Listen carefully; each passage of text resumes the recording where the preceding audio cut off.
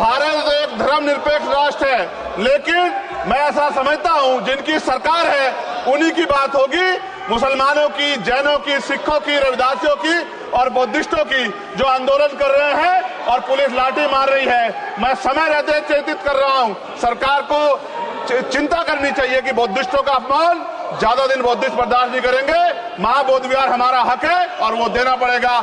जब सरकार को कुर्सी से ज्यादा प्यार होता है और जनता के हित से कम प्यार होता। मणिपुर देश का अभिन्न अंग है, वहाँ महिलाओं एवं बच्चों की सुरक्षा सुनिश्चित की जाए कि किसान मजबूत होगा तभी देश की अर्थव्यवस्था मजबूत होगी। ये सब बार बार मैं इसलिए बोलता हूँ कि हमारे लोगों को पता लगे कि सरकार को उनकी परेशानियों से कोई फर्क नहीं पड़ता। श्री चंद्रशेखर जी। धन्यवाद सभापति जी। मणिपुर देश का अभिन्न अंग है, वहाँ महिलाओं एवं बच्चों की सुरक्षा सुनिश्चित की जाए। यह केवल एक राज्य का नहीं बल्कि यह मुद्दा देश की अस्मिता और गरिमा से जुड़ा हुआ है। अतः वहाँ शांति व्यवस्था बहाल कर महिलाओं एवं बच्चों को सुरक्षित माहौल प्रदान किया जाए। मणिपुर की घटना की वजह से अंतर्राष्ट्रीय स्तर पर देश की छवि खराब हुई है। मुझे ऐसा लगता है ये तभी होता है जब सरकार को कुर्सी से ज्यादा प्यार होता है और जनता के हित से कम प्यार होता है।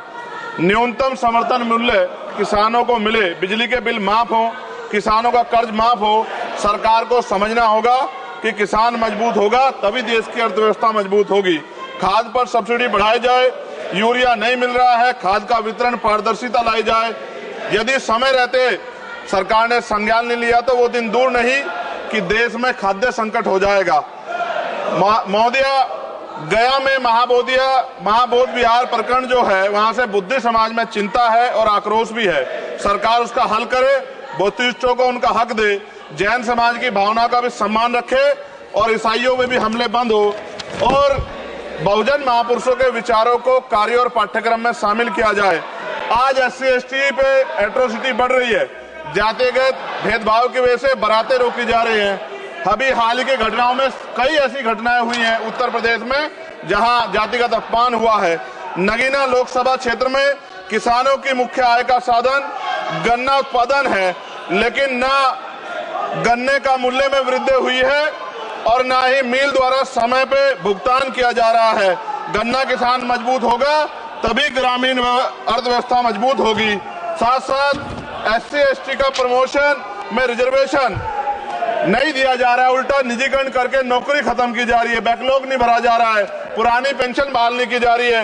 ये सब बार बार मैं इसलिए बोलता हूं कि हमारे लोगों को पता लगे कि सरकार को उनकी परेशानियों से कोई फर्क नहीं पड़ता और वो समझे सरकार उनकी कितनी तेजी है। प्रधानमंत्री आवास योजना में जो मानक में बदलाव किया जाए, उससे बहुत से पीड़ित वंचित रह जा रहे हैं। कई बार ऐसा होता है और मैंने ये देखा अपनी आंखों से, किसी ने बरसात से बचने के लिए ईंटें लगा दी हैं, उनको मानक से बाहर कर दिया जाता है। इस वजह से वो परिवार इस सुविधा का लाभ नहीं ले पा रहे। खत्म करूंगा मैम। इस वजह से उनके घर नहीं बन पा रहे और के 75 साल बाद भी लोगों पे घर नहीं है। शर्म की बात है। नगीना लोकसभा क्षेत्र में केंद्रीय विद्यालय खोले जाएं और जो पहले से संचालित केंद्रीय विद्यालय हैं उनमें किताबों से लेकर सभी आवश्यक एवं पर्याप्त सुविधाएं सुनिश्चित की जाएं ताकि क्षेत्र के बच्चों को गुणवत्तापूर्ण शिक्षा प्राप्त हो। और अंत में मैं खत्म करते हुए कहना चाहता हूं, अभी ईद का त्योहार आ रहा है, हम भी ये देखेंगे और देश भी ये देखेगा कि सरकार उनको कितनी मदद करा के उस आयोजन को, उस त्योहार को मनवाने में मदद करेगी, जैसे अन्य धर्मों को लगातार मदद कर रही है, क्योंकि भारत एक धर्मनिरपेक्ष राष्ट्र है। मोदी जी, खत्म कर रहा हूँ, खत्म करिए तो आवाज का हाल देख लो आप क्या करिए, कंप्लीट करिए प्लीज। भारत एक धर्मनिरपेक्ष राष्ट्र है, लेकिन मैं ऐसा समझता हूँ जिनकी सरकार है उन्हीं की बात होगी।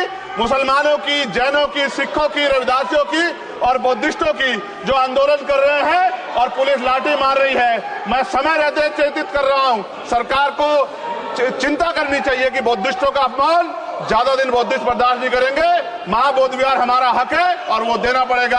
आपका बहुत बहुत धन्यवाद। जय भीम, जय भारत।